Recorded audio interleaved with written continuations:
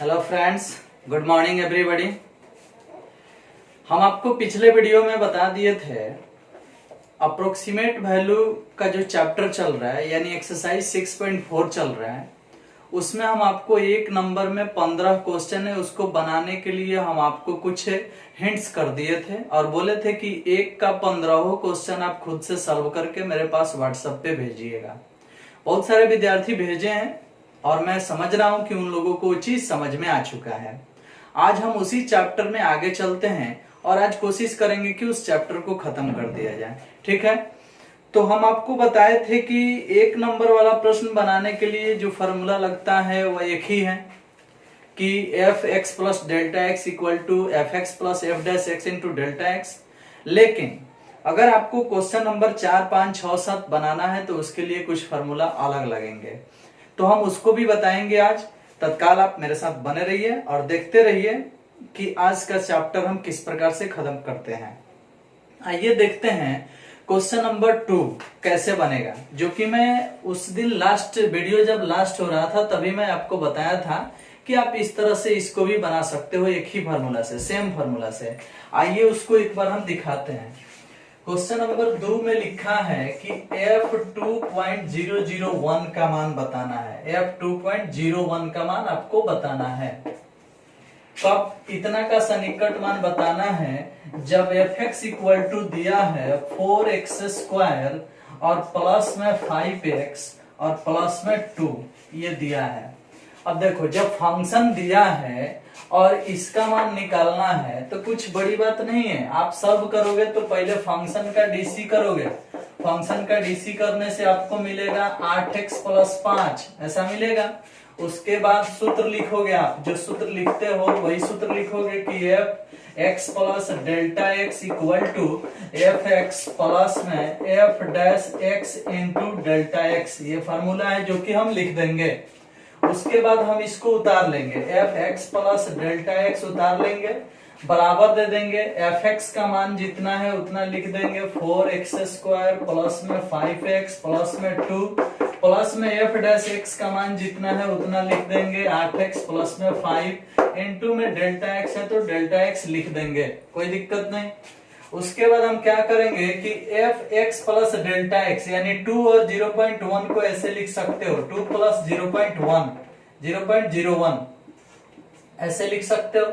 अब हाई हो गया x का मान, हाई हो गया डेल्टा x का मान, सेटिंग कर देंगे तो 4 इंटू एक्स के जगह पर 2 आएगा, 2 के स्क्वायर प्लस 5 गुने 2 प्लस 2 आएगा और 8 गुने 2 आएगा प्लस में 5 और डेल्टा x के जगह पर 0.01 आएगा।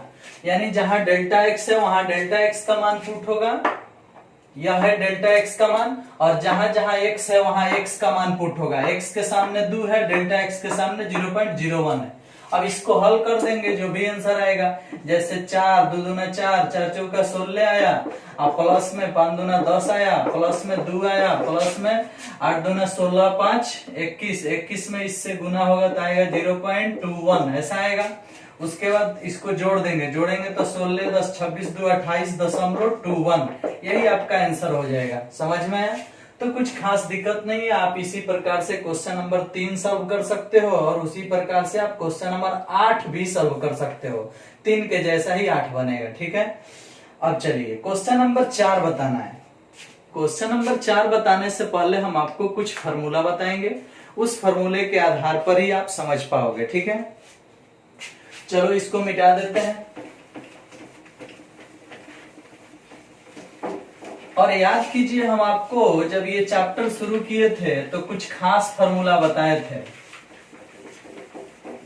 लिखे थे y equal to F x और बोले थे कि y में अल्पतम वृद्धि डेल्टा y और x में अल्पतम वृद्धि डेल्टा x करने पर f x plus delta x equal to y plus delta y कुछ ऐसा लाए थे। अभी आप बोर्ड पर उसको देखोगे तो समझ पाओगे। मैं क्या बोला था कि जब आपको ये चैप्टर शुरू किया था मैंने, तो उस समय एक फॉर्मूला प्रूफ किया था। बोला था कि मान लिया जाता है कि y equal to F x दिया है, तो जब हम बोले कि y equal to F x दिया है और y में अल्पतम वृद्धि डेल्टा y करते हैं, y में अल्पतम वृद्धि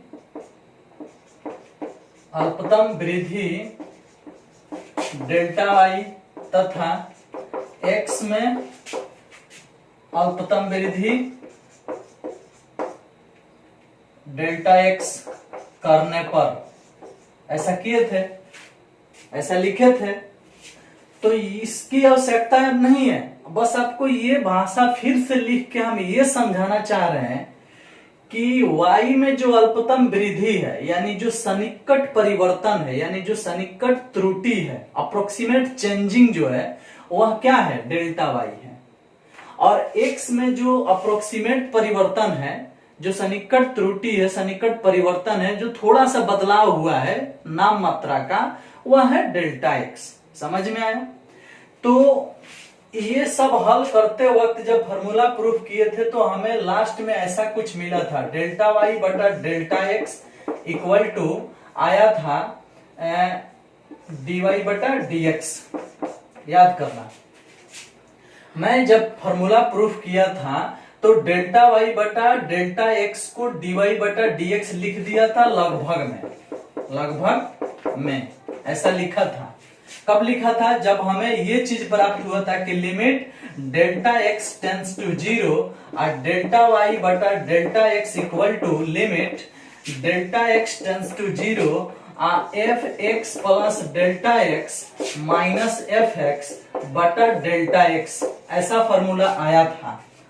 और ये जब फॉर्मूला आया था तो उस वक्त मैं आपको बताया था कि जो आया है ना, इसको सन्निकट रूप में यानी लगभग मान लिया जाता है इसको dy बटा dx, और इसको लगभग मान लिया जाता है क्या चीज, हाई चीज हटा दिया जाता है और डेल्टा x के जगह पर h सेटिंग कर दिया जाता है, ऐसा मैं बताया था। तो जब हम इसको लगभग मान रहे थे, यानी हाई चीज को हटा करके हम इसको लगभग क्या मान रहे थे, f डैश x यानी dy बटा dx ऐसा मान रहे थे। तो इसी फॉर्मूला के तहत आपको जानकारी है कि हाई चीज होता है डेल्टा वाई बटा delta x equal to dy बटा dx लगभग में। अब इसी dy बटा dx को कोई f डैश x भी बोलता है, कोई क्या, हम सब बोलते हैं। dy बटा dx का मान f डैश x भी होता है। तो अभी जो हम फॉर्मूला बताने जा रहे हैं वो यहां से ही प्राप्त होगा।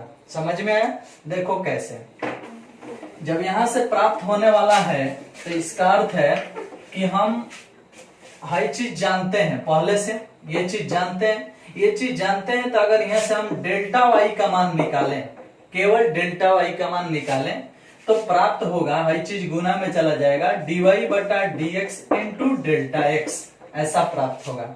तो हम इसे फॉर्मूला बना देंगे, delta y equal to dy बटा dx को f डैश एक्स लिख सकते हैं इंटू डेल्टा एक्स लिख सकते हैं। ये मेन फॉर्मूला हो गया, जहां डेल्टा वाई क्या है, अल्पतम वृद्धि है, यानी सन्निकट परिवर्तन है, सन्निकट त्रुटि है, सन्निकट चेंजिंग है, अप्रोक्सीमेट चेंजिंग है। समझ में आया?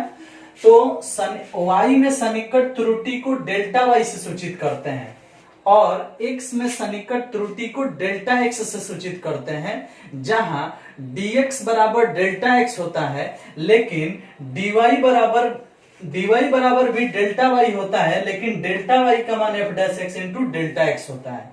तो इस चीज को हम ऊपर लिखेंगे और इसे कुछ अन्य बना देंगे। ये चीज समझ लेने के बाद हम इसे साफ साफ ऊपर लिख देंगे, क्या क्या चीज निष्कर्ष मिला है उसको हम लिखेंगे। कैसे लिखेंगे थोड़ा सा आप ध्यान दीजिएगा। एक नंबर में लिखेंगे कि x में सन्निकट परिवर्तन को डेल्टा x से सूचित करते हैं। ये बात लिखेंगे, x में सन्निकट परिवर्तन को डेल्टा x से सूचित करते हैं, जहां डेल्टा x बराबर dx होता है, डेल्टा x बराबर dx होता है। दूसरा नंबर, y में सन्निकट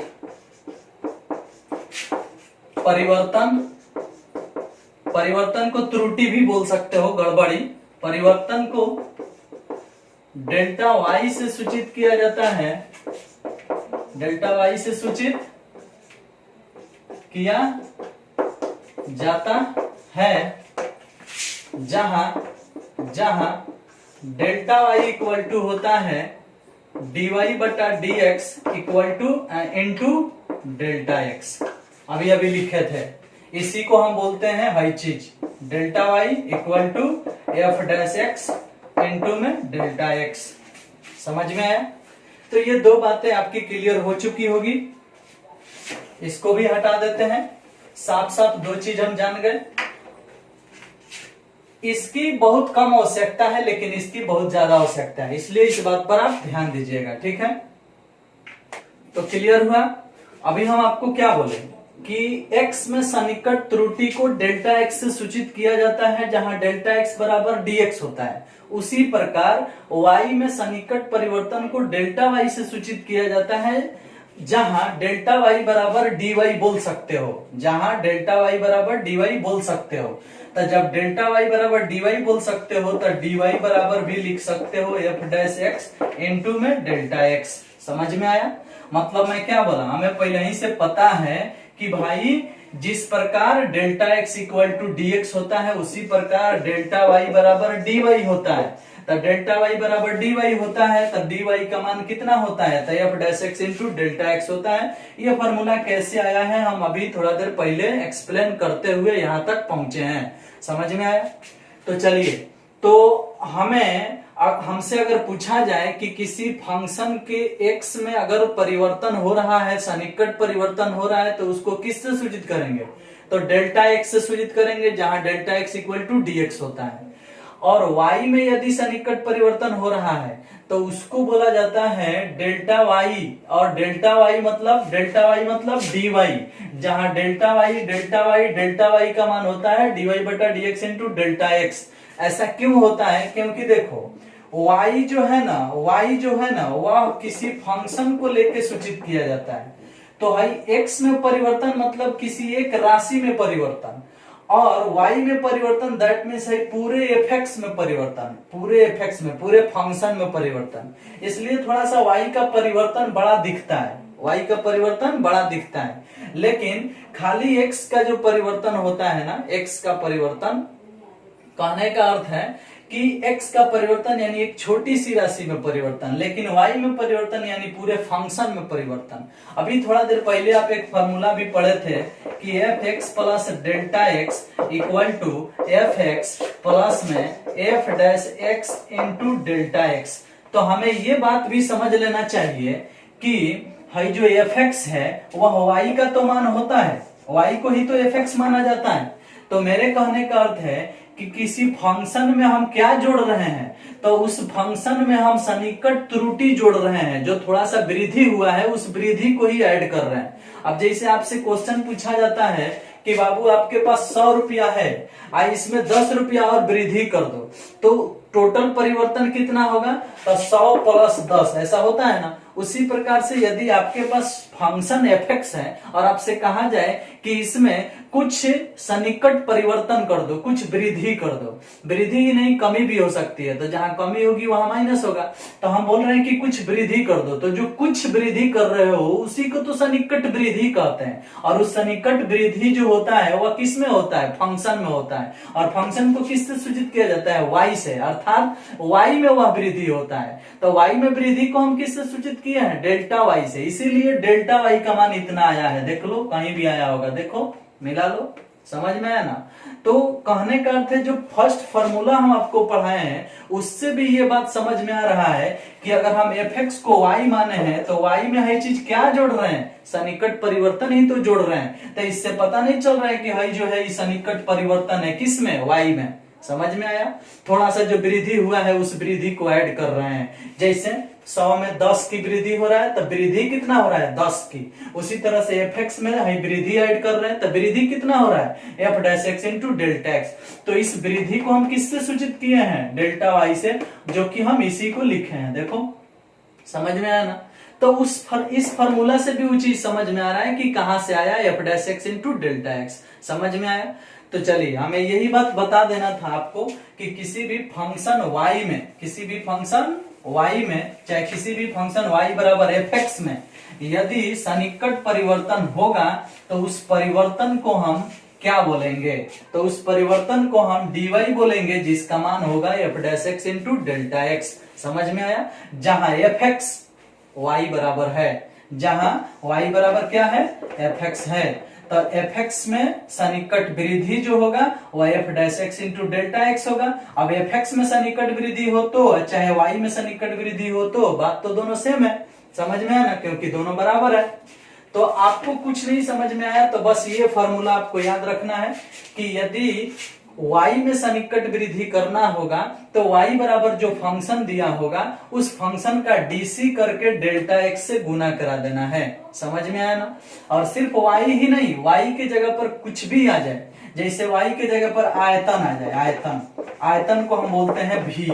अब कोई कहेगा कि भी में सन्निकट वृद्धि बताएं, तो इसका अर्थ है कि भी का डीसी कर दो, डीवी बटा डी एक्स। समझ में आया? और इनटू में डेल्टा एक्स। समझ में आया?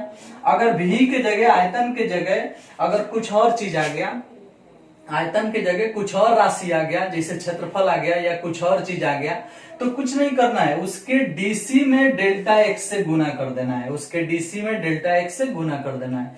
जैसे y में सन्निकट वृद्धि करना है तो देखो y के डीसी में डेल्टा एक्स से गुना हुआ है। भी में सन्निकट परिवर्तन करना है तो भी के डीसी में डेल्टा एक्स से गुना हुआ है। किसी भी चीज में, जेड में अगर सन्निकट वृद्धि करना है तो जेड के डीसी में डेल्टा एक्स से गुना हो जाएगा। तब मेन मुद्दा आपको हम दे दिए कि किसी भी राशि में यदि सन्निकट वृद्धि करवाना है तो उसके डीसी में डेल्टा एक्स से गुना हो जाएगा, कुछ खास दिक्कत नहीं है। ठीक है, चलिए, तो इस प्रकार से आपको ये फॉर्मूला समझ में आ चुका होगा। मेन फॉर्मूला यही है, और इसमें ये मेन फॉर्मूला नहीं है, इसका कोई खास काम नहीं है, बस ये चीज आपको याद रहना चाहिए। इसी से आपका क्वेश्चन नंबर बनने वाला है 4-5। समझ में आया? चलिए उसको बनाएंगे, लेकिन उससे पहले थोड़ा सा प्रतिशत वृद्धि को भी जान लेते हैं। प्रतिशत वृद्धि क्या होता है? प्रतिशत वृद्धि, एक्स में प्रतिशत वृद्धि, ध्यान देना, एक्स में प्रतिशत वृद्धि बराबर बताना है तो क्या बोलेंगे? तो डेल्टा एक्स बटा एक्स इंटू 100, ये होता है एक्स में प्रतिशत वृद्धि। और इसी के जगह पर पूछा जाए कि y में प्रतिशत वृद्धि क्या होगा? y में प्रतिशत वृद्धि, एगो खाली वृद्धि होता है, एगो प्रतिशत वृद्धि होता है। तो y में खाली वृद्धि बता चुके हैं, x का खाली वृद्धि डेल्टा x होगा यानी dx होगा, उसमें कुछ खास नहीं है। x का केवल वृद्धि, प्रतिशत में नहीं, ऐसा ही वृद्धि 5 रुपया 10 रुपया ऐसा ही बढ़ना, उसको डेल्टा x यानी dx से सूचित किया जाता है। लेकिन y में खाली वृद्धि होगा तो उसको y के dc के साथ डेल्टा x का गुना होता है, मतलब f dash x into delta x. f dash x का अर्थ क्या है? y का dc। देखो y का dc को ही तो f डैश x बोला जा रहा है, तो f डैश x मतलब y का dc। तो क्या बोले? y में सन्निकट वृद्धि, खाली वृद्धि, प्रतिशत वृद्धि नहीं, खाली वृद्धि f dash x into delta x. लेकिन x में प्रतिशत वृद्धि होगा तो डेल्टा x में x से भाग देंगे इंटू में 100, और y में भी प्रतिशत वृद्धि होगा तो डेल्टा y में भाग देंगे y से और इंटू में 100 होगा। समझ में आया? लेकिन शर्त ये है कि क्या डेल्टा y का मान कुछ पहले से निकाल के रखा गया है? डेल्टा y का मान कुछ पहले से रखा गया है तो उस चीज को पुट करना पड़ेगा। डेल्टा y का मान पहले से कुछ रखा गया है तो उस चीज को पुट करना पड़ेगा। तो अगर उस चीज को हम पुट करते हैं तो मेरा फार्मूला कुछ अन्य बन जाएगा। क्या बन जाएगा भैया? तब बन जाएगा डेल्टा y का मान पहले से है dy बटा dx इंटू में डेल्टा x बटा में y इंटू में 100। समझ में आया? तो देखो कुछ करना नहीं है, बस आपको ये फॉर्मूला माइंड में ले लेना है। कैसे?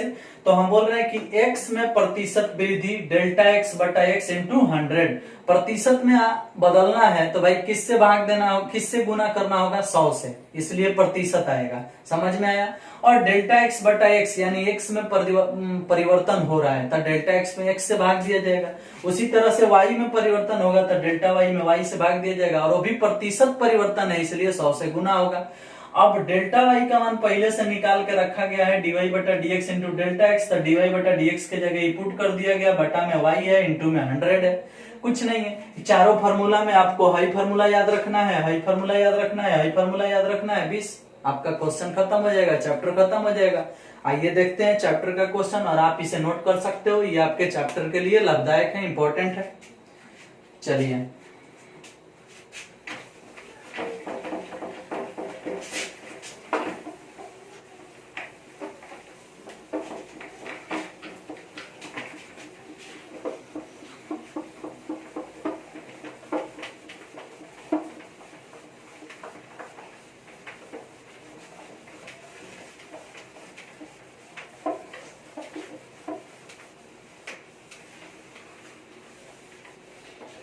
अब देखो जी, क्वेश्चन नंबर 4 देखते हैं। क्वेश्चन नंबर 4 लिखा है, x मीटर भुजा वाले घन की भुजा में 1% वृद्धि के कारण, 1% वृद्धि के कारण किसमें वृद्धि हुआ है? भुजा में।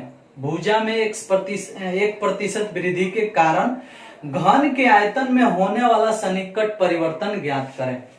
अब एक बात बताओ भाई, पहले ही से दिया है घन की भुजा, घन की भुजा, घन की भुजा बराबर दिया है x मीटर।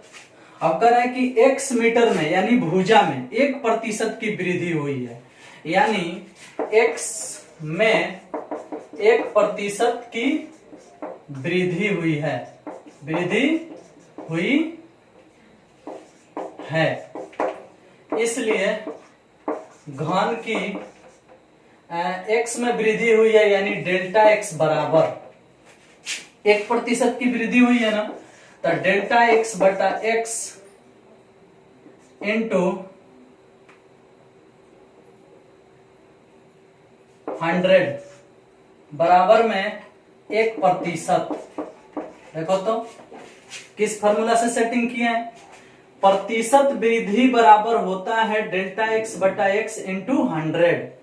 अब क्या होगा कि है इधर गुना में जाएगा, तो 1 गुने x अब बटा में 100 बराबर आ जाएगा डेल्टा x, यानी हो जाएगा डेल्टा x का मान 0.01x, ऐसा हो जाएगा। देख लो, कोई खास बात तो है नहीं, थोड़ा सा सोचना है। अभी अभी थोड़ा देर पहले हम फार्मूला बताए हैं कि x में प्रतिशत वृद्धि बराबर होता है डेल्टा x बटा x गुने 100। अब x का प्रतिशत वृद्धि 1% दिया है, तो हम 1% के बराबर में लिख लेंगे डेल्टा x बटा x इंटू 100। अब x गुना में जाएगा, 100 भाग में जाएगा, तो ऐसा होगा और डेल्टा x बच जाएगा। डेल्टा x का मान निकलेगा, जब 100 से भाग दोगे 1 में, तो 0.01 इंटू x। कोई दिक्कत? ये हो गया डेल्टा x का मान। अब चलो, कह रहे कि इसी के कारण घन के आयतन में, घन के आयतन में होने वाले सन्निकट त्रुटि को बताना है। तो पहले आयतन का सूत्र लिखो, भुजा क्यू, घन के आयतन का सूत्र लिख दो, भुजा क्यू। अब इसका डीसी करो, डीवी बटा डीएक्स निकालो, तो एक्स क्यू का डीसी आएगा 3x स्क्वायर, डीसी हो गया। अब अगर आयतन में सन्निकट परिवर्तन ज्ञात करना है, सन्निकट परिवर्तन, तो फार्मूला अभी थोड़ा देर पहले बताए थे कि अगर आयतन में परिवर्तन ज्ञात करना है तो आयतन के डीसी में गुना होगा डेल्टा एक्स से, वाई में परिवर्तन करना है तो वाई के डीसी में गुना होगा डेल्टा एक्स से। अगर आयतन में करना है तो आयतन के डीसी में गुना होगा डेल्टा एक्स से। तो आयतन का डीसी कितना आया है भाई? आयतन का डीसी दिया है 3x स्क्वायर, और इनटू में डेल्टा एक्स, तो डेल्टा एक्स है तो डेल्टा एक्स का मान कितना दिया है? अतः 0.01x। अब इसको गुना करोगे तो ये हो जाएगा 0.03x क्यूब। उसके बाद इतना मात्रक बोल सकते हो।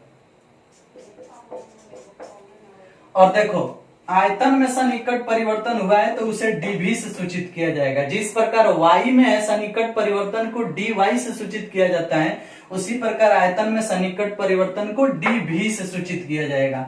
और ये dv हो गया, dv बराबर 0.03x क्यूब। मात्रक आप उसे बोल सकते हो, या सेंटीमीटर में अगर भुजा दिया है तो मीटर क्यूब भी बोल सकते हो। कौन सी? Metre cube. और यहाँ अगर भुजा है तो खाली मीटर भी बोल सकते हो, कोई दिक्कत आपको नहीं है। समझ में है ना? तो ये चीज हो गया, मीटर क्यूब में आंसर आ गया, क्योंकि आयतन में परिवर्तन है तो आयतन क्यूब में ना होता है, इसलिए मीटर क्यूब में हो गया। तो इस प्रकार से आपका क्वेश्चन नंबर 4 सॉल्व हो गया, और इसी के जैसा same to same question number 5 बनेगा। अब जहां वृद्धि दिया है वहां 1 प्लस में है, और जहां कमी दिया होगा वहां 1 माइनस में रहेगा, और फिर माइनस में आंसर आएगा। समझ में आया ना? तो इसलिए आपको क्वेश्चन पढ़ना है, अगर वृद्धि होगा तो प्लस में लिखना है, अगर कमी होगा 1% का तो माइनस में लिखना है, बस बाकी कुछ नहीं करना है। आपको क्वेश्चन नंबर 5 बना लेना है, ठीक है। जिसमें परिवर्तन पूछेगा, क्षेत्रफल होगा तो क्षेत्रफल का सूत्र लगाएंगे, आयतन था तो आयतन का सूत्र लगाए हैं, देखो आयतन का सूत्र लगाए हैं, डीसी निकाले हैं, आयतन के डीसी में डेल्टा एक्स से गुना किए हैं, अगर क्षेत्रफल होगा तो क्षेत्रफल के डीसी में गुना होगा डेल्टा एक्स से। इस प्रकार आप क्वेश्चन नंबर 5 बना सकते हो। अब चलिए क्वेश्चन नंबर 6 देख लेते हैं थोड़ा सा।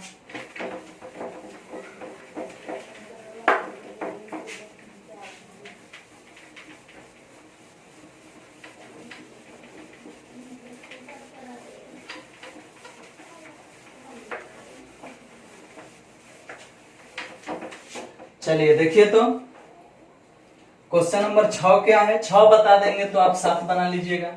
6 में लिखा है कि एक गोले की त्रिज्या 7 मीटर मापी जाती है, गोले की त्रिज्या 7 मीटर मापी जाती है, गोले की त्रिज्या r बराबर 7 मीटर मापी जाती है, जिसमें 0.02 मीटर की त्रुटि है। त्रुटि माने गड़बड़ी, प्लस में भी हो सकता है माइनस में भी हो सकता है, बढ़ा भी होगा या घटा भी होगा। तो 0.02 मीटर की त्रुटि है, कौन सी में भाई, कौन सी में भाई, अतः भुजा में। इसका अर्थ है कि डेल्टा आर बराबर दिया है पहले ही से 0.02 मीटर, पहले ही से दिया है, उसमें त्रुटि है, त्रुटि को डेल्टा आर से सूचित किया जाएगा, क्योंकि त्रिज्या में त्रुटि है। अगर एक्स में त्रुटि होता तो डेल्टा एक्स से सूचित किया जाता है, लेकिन त्रिज्या में त्रुटि है इसलिए उसे हम डेल्टा आर से सूचित करेंगे। किससे? डेल्टा आर से सूचित करेंगे, ठीक है, ध्यान देना थोड़ा सा। अब कह रहा है प्रश्न में कि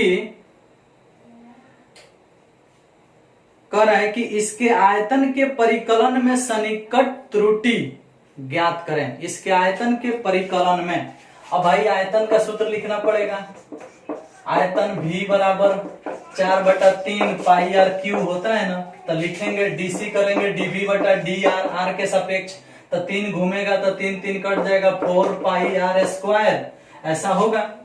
तो डीसी तो हो गया, लेकिन अब आयतन में सन्निकट त्रुटि निकालना है, आयतन में सन्निकट त्रुटि निकालना है, सन्निकट में तनी सा ध्यान देना, क्या बोले, आयतन के सन्निकट त्रुटि प्राप्त करना है तो आयतन के डीसी में गुना होगा डेल्टा आर से, आयतन के डीसी में गुना होगा डेल्टा आर से, क्योंकि आर के सापेक्ष है, अगर एक्स के सापेक्ष होता तो डेल्टा एक्स से गुना होता। अब डीवी बटा d r 4 pi r square है, गुना में डेल्टा आर है, तो डेल्टा आर का मान कितना है भाई, तो डेल्टा आर का मान पहले ही से दिया है 0.02 मीटर, ऐसा दिया है। अब अगर हम बोलेंगे कि आप इसको हल करो तो गुना करोगे तो 4 दूना 8 हो जाएगा, जब ये आयतन है तो अभी मीटर क्यूब हो जाएगा, मीटर क्यूब हो जाएगा। अब इस प्रकार से हम इसको गुना करेंगे तो 4 दूना 8 हो जाएगा, 0.08 पाई आर स्क्वायर मीटर क्यूब, ऐसा हो जाएगा। अब रहा बात कि आर का मान हमें 9 रखना है, 7 रखना है कि नहीं रखना है, इस बात को थोड़ा सा सोचना पड़ेगा। तो भाई 7 तो रखना पड़ेगा, फिक्स है, क्योंकि पहले ही से दिया है कि त्रिज्या 7 मीटर मापी गई है, तो उसी आधार पर ना बनाया गया होगा तो त्रुटि आया होगा, तो आर के जगह 7 रख दो, तो 0.08 गुने पाई गुने 7 के स्क्वायर मीटर क्यूब, तो 7 49, तो 0.08 गुने पाई गुने 49 मीटर क्यूब। अब 49 से इसमें गुना होगा तो क्या आएगा भाई, तो 8 9 72, 8 चौका 32 7 39, यानी लगभग इतना आएगा 3.92 metre pi metre cube, answer मिला लीजिए, पाई मीटर क्यूब। अब आंसर जैसा होगा वैसा होगा, बस बता दिए कि गुना कर देना है, गुना कर देंगे आंसर आ जाएगा। ये है आपका 6.4 का 7वां नंबर प्रश्न। थोड़ा सा आंसर मिला लेते हैं और देख लेते हैं कि सही आया है कि नहीं आया है।